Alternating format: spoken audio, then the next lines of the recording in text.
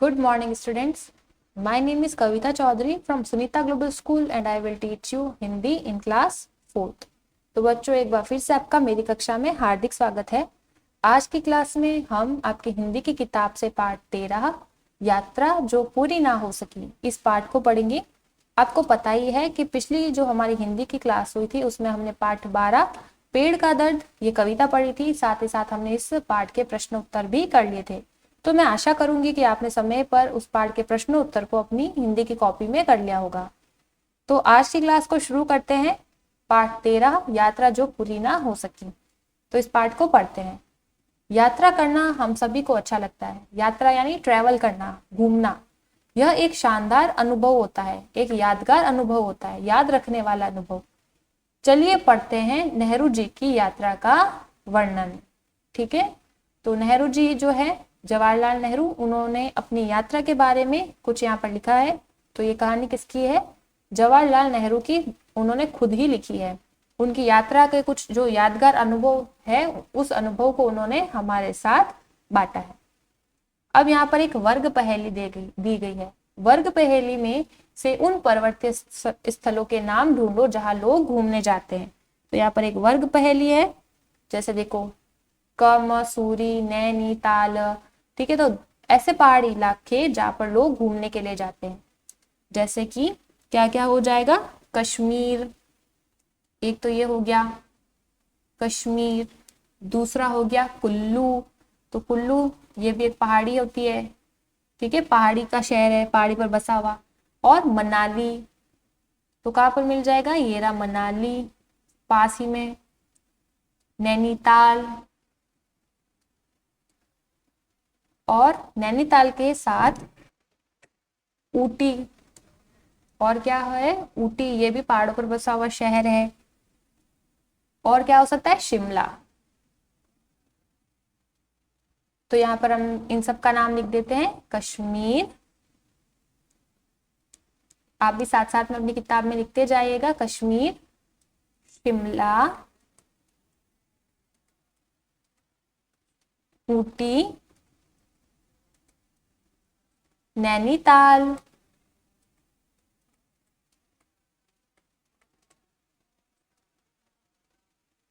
कुल्लू,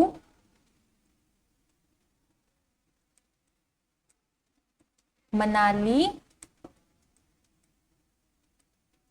और 1 2 3 4 5 6 6 ही हुए ये तो। एक हो सकता है कश्मीर हो गया, कुल्लू हो गया, मनाली, मसूरी। ठीक है, मसूरी कहाँ पर मिल जाएगा? ये रहा मसूरी। तो इस तरह से 7 नाम हमने ढूंढे हैं पर्वतीय स्थलों के जहां पर लोग घूमने जाते हैं। कौन कौन से पर्वतीय स्थल हो गए? कश्मीर, शिमला, ऊटी, नैनीताल, कुल्लू, मनाली और मसूरी। ठीक है, अब हम शुरू करते हैं इस पाठ को पढ़ना।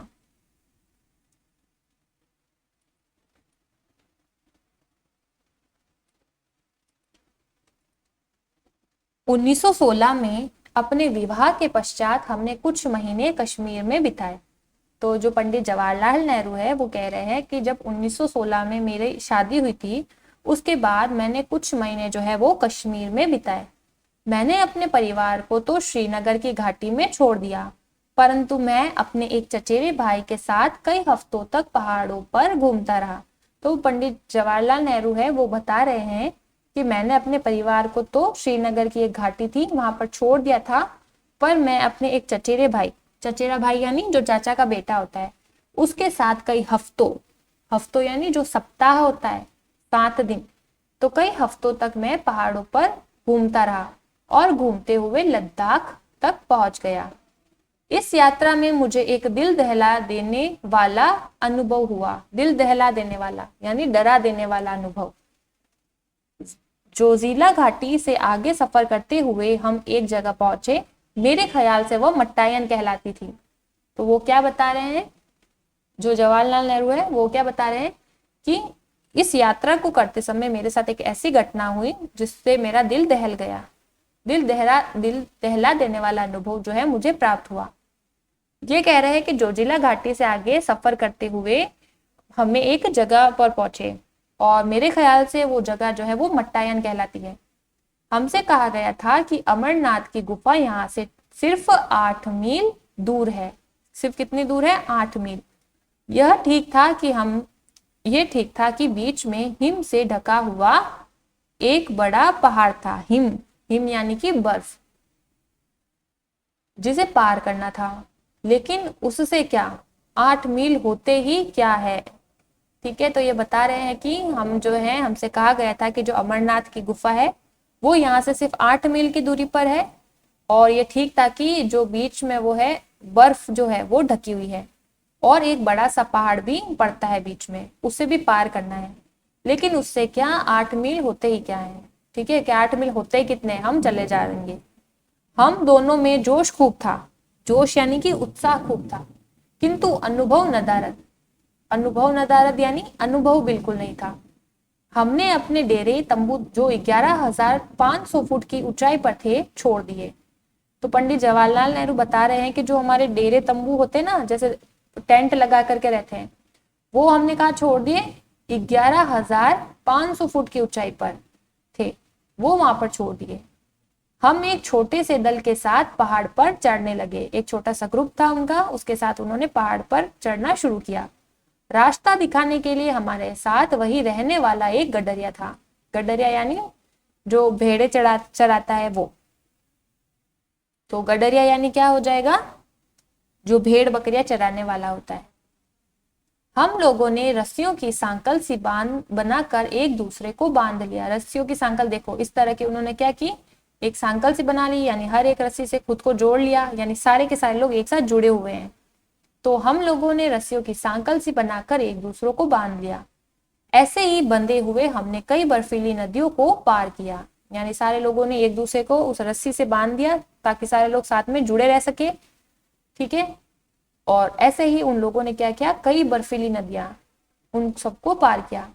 हमारी मुश्किलें बढ़ती गई तथा सांस लेने में भी कठिनाई होने लगी, क्योंकि जैसे जैसे आप ऊपर जाते हो पहाड़ों पर, जैसे जैसे चलते जाओगे आपको सांस कम आने लगती है। ठीक है, तो सांस ही नहीं आएगी तो आदमी फिर कैसे चलेगा। तो वो पंडित जवाहरलाल नेहरू बता रहे हैं कि हमारी जो मुश्किलें थी वो बढ़ती गई और सांस लेने में भी कठिनाई होने लगी। सामान उठाने वालों में से कुछ के मुंह से खून निकलने लगा, हालांकि उन पर बहुत बोझ नहीं था। बोझ यानी वजन। तो वो बता रहे हैं नेहरू जी कि जो सामान उठाने वाले हम में से कुछ लोग थे, उनके मुंह से खून निकलने लगा था, क्योंकि जैसा कि उन पर ज्यादा बोझ नहीं था, कि बोझ भी नहीं था इतना, फिर भी उनके मुंह से खून निकलने लगा था। बोझ यानी कि वजन। इधर बर्फ पड़ने लगी और बर्फीली नदियां भयानक रूप से रपटीली हो गई। रपटीली यानी फिसलन वाली, क्योंकि आपको पता है बर्फ पर चलना मुश्किल होता है, बर्फ फिसलती है। और अब क्या हो रहा है, वो पहाड़ पर चढ़ रहे हैं, तो जो बर्फ थी ना वो गिरने लगी थी, और जो नदियां थी वो बर्फीली नदियां भयानक रूप से रपटीली यानी बहुत चिकनी हो गई, फिसलन वाली हो गई थी। हम लोग बुरी तरह थक गए थे।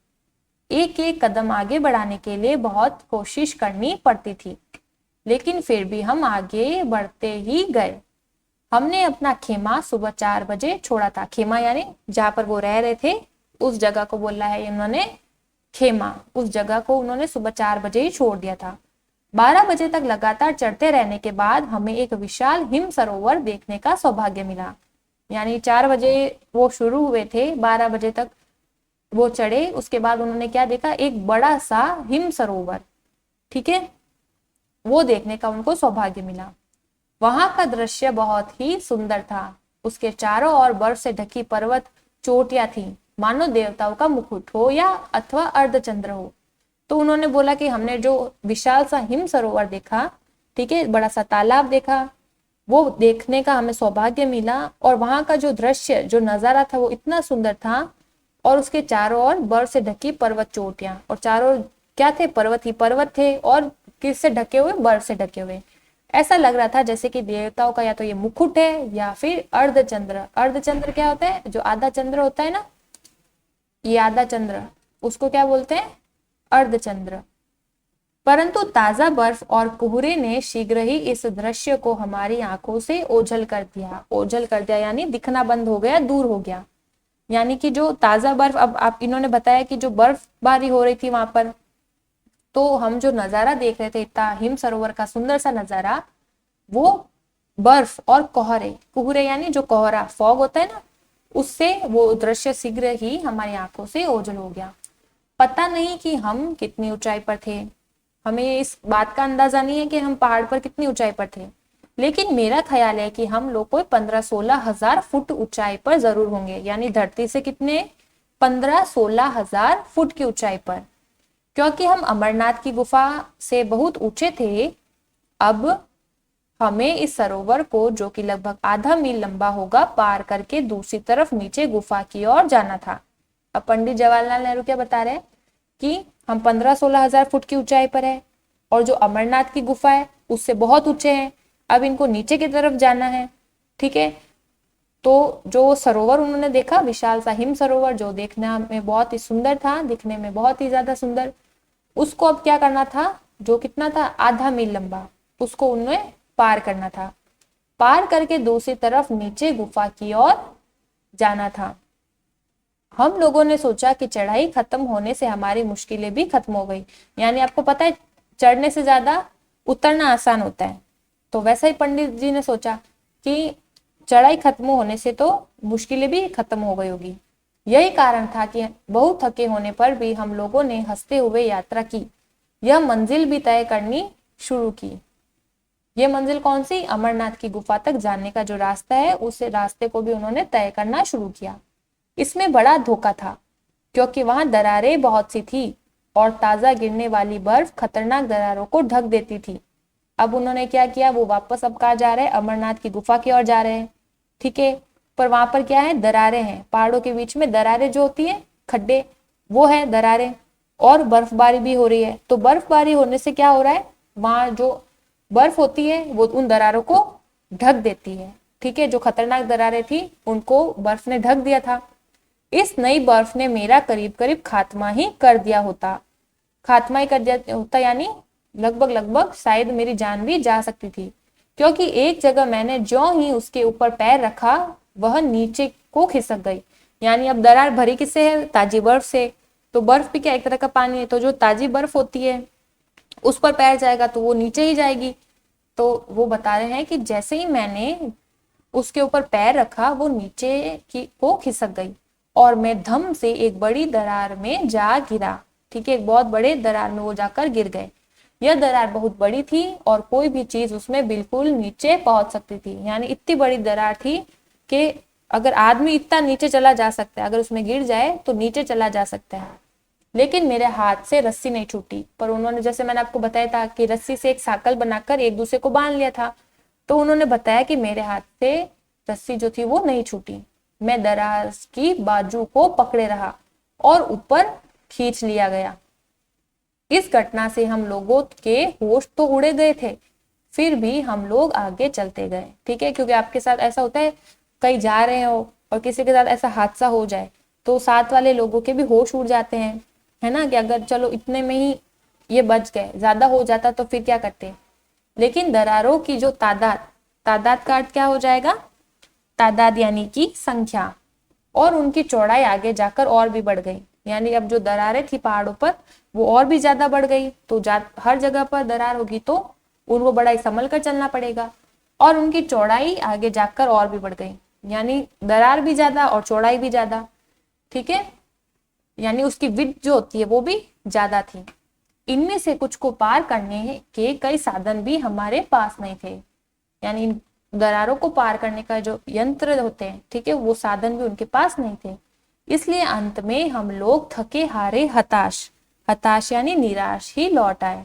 इस प्रकार अमरनाथ की गुफा अनदेखी ही रह गई, क्योंकि अब उस जगह पर, उस पहाड़ पर दरार ज्यादा थी और उसकी चौड़ाई भी ज्यादा थी। तो ऐसा भी हो सकता है कि जैसे जैसे उसको पार करने की कोशिश करते तो उनकी जान भी जा सकती थी। इसलिए उन्होंने क्या किया, ये मन बना लिया कि अब वो अमरनाथ की गुफा देखने के लिए नहीं जाएंगे। थक हार करके, निराश होकर के वो वापस लौट गए। और इस प्रकार वो बताते हैं कि इस प्रकार जो अमरनाथ की गुफा थी वो अनदेखी ही रह गई। अनदेखी यानी बिना देखे ही रह गई। तो जैसे कि आपको पता ही है, यहाँ पर नाम किसका लिखा है, जवाहरलाल नेहरू का। तो जो जवाहरलाल नेहरू जी है, उन्होंने अपनी यात्रा के बारे में बताया है कि अब एक बार हम अमरनाथ की यात्रा के लिए, यानी अमरनाथ की गुफा देखने के लिए हमने यात्रा की थी, तभी इस पाठ का नाम क्या है, यात्रा जो पूरी ना हो सकी। यानी जिस मकसद के लिए वो गए थे अमरनाथ की गुफा को देखने के लिए, उसको वो देख ही नहीं पाए, इसलिए इसका शीर्षक क्या है, यात्रा जो पूरी ना हो सकी। ठीक है बच्चों, अब बात कर लेते हैं इस पाठ के शब्दार्थ के बारे में। तो शब्दार्थ देख लेते हैं। शब्दार्थ क्या है, चचेरा भाई, चचेरा भाई यानी चाचा का बेटा। उसके बाद दूसरा है शब्दार्थ हफ्ता, हफ्ता यानी कि सप्ताह, सप्ताह यानी 7 डे, 7 दिन, 7 डेज, वीक।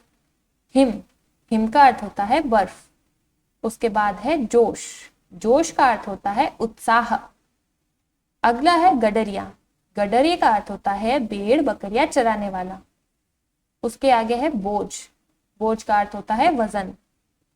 फिर है रपटीली, रपटीली का अर्थ होता है फिसलन वाली। अगला है तादाद, तादाद का अर्थ होता है संख्या। फिर है हताश, हताश का अर्थ होता है निराश। अब ये शब्द जो है आपको अपनी कॉपी में करने हैं, किस तरह से करने हैं वो देखो। तो पाठ 12 पेड़ का दर्द, आशा करूंगी कि आपने उस पाठ के प्रश्न उत्तर कर लिए होंगे, पूरा काम कर लिया होगा। नए पेज से आपको कक्षा कार्य लिख करके पाठ 13 यात्रा जो पूरी ना हो सकी, ये लिखना है पाठ का नाम। फिर हेडिंग लगानी है शब्दार्थ। पहला है चचेरा भाई, चचेरा भाई यानी चाचा का बेटा। दूसरा है हफ्ता, हफ्ता यानी कि सप्ताह। तीसरे नंबर पर है हिम, हिम का अर्थ होता है बर्फ। चौथा है जोश, जोश का अर्थ होता है उत्साह। पांचवा है गडरिया, गडरिया का अर्थ होता है भेड़ बकरियां चराने वाला। छठा है बोझ, बोझ का अर्थ होता है वजन। सातवां है रपटीली, रपटीली का अर्थ होता है फिसलन वाली। आठवां है तादाद, जिसका अर्थ होता है संख्या। और नौवां है हताश, जिसका अर्थ होता है निराश। तो इस तरह से 9 शब्द अर्थ है, वो आपको आज अपनी हिंदी की कॉपी में करने हैं। तो मैं आशा करूंगी कि आज की क्लास में जो पाठ मैंने आपको पढ़ाया, यात्रा जो पूरी ना हो सकी, इस कहानी के लेखक कौन है, स्वयं जवाहरलाल नेहरू। उन्होंने अपनी यात्रा के बारे में बताया कि कैसे हम जो है घूमने के लिए गए थे। मैंने अपने परिवार को श्रीनगर की घाटी में छोड़ दिया था, उसके बाद हम घूमते घूमते लद्दाख तक पहुंच गए थे। फिर मेरे साथ एक ऐसी घटना हुई जिससे मेरा दिल दहल गया। क्या हुआ था, जब वो पहाड़ों पर जा रहे थे तो दरार में उनको वो बर्फ दिखती, बर्फ से क्या हुआ था, दरारें ढक गई थी, तो उस पर उनका पैर आ जाता है और वो उस दरार में गिर जाते हैं। पर उनके हाथ में जो है रस्सी उन्होंने पकड़ी हुई थी, इसलिए वो बच जाते हैं। तो ये घटना उनके साथ हुई थी। ठीक है बच्चों, तो आशा करूंगी कि आपको ये कहानी पसंद आई होगी। तो आज की क्लास में इतना ही, मिलते हैं अगली क्लास में, तब तक के लिए धन्यवाद।